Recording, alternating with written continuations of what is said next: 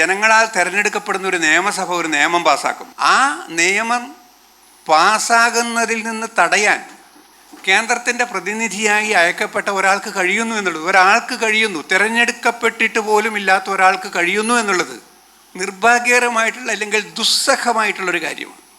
ഇപ്പോൾ സംസ്ഥാന നിയമസഭകൾ പാസ്സാക്കുന്ന ബില്ലുകൾക്ക് അത് 3-4 വർഷം അതിൻ്റെ മേൽ അടയിരിക്കുന്ന ഒരവസ്ഥ ഭരണഘടന കണ്ടിട്ടില്ലാത്ത കാര്യമാണ്.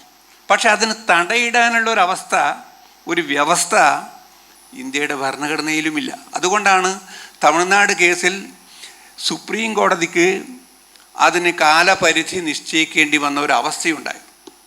പക്ഷെ അങ്ങനെ ഒരവസ്ഥ വന്നപ്പോഴും ഒരാൾക്കും തെറ്റു പറയാത്ത കാര്യമാണ്. ഒരു ജനങ്ങളാൽ തിരഞ്ഞെടുക്കപ്പെടുന്ന ഒരു നിയമസഭ ഒരു നിയമം പാസ്സാക്കും. അത് ശരിയാവട്ടെ തെറ്റാവട്ടെ, നിയമത്തോട് നമുക്ക് യോജിപ്പാകാം വിയോജിപ്പാകാം. പക്ഷേ ആ നിയമം പാസ്സാകുന്നതിൽ നിന്ന് തടയാൻ കേന്ദ്രത്തിൻ്റെ പ്രതിനിധിയായി അയക്കപ്പെട്ട ഒരാൾക്ക് കഴിയുന്നു എന്നുള്ളത്, ഒരാൾക്ക് കഴിയുന്നു, തിരഞ്ഞെടുക്കപ്പെട്ടിട്ട് പോലും ഇല്ലാത്ത ഒരാൾക്ക് കഴിയുന്നു എന്നുള്ളത് നിർഭാഗ്യകരമായിട്ടുള്ള അല്ലെങ്കിൽ ദുസ്സഹമായിട്ടുള്ളൊരു കാര്യമാണ്.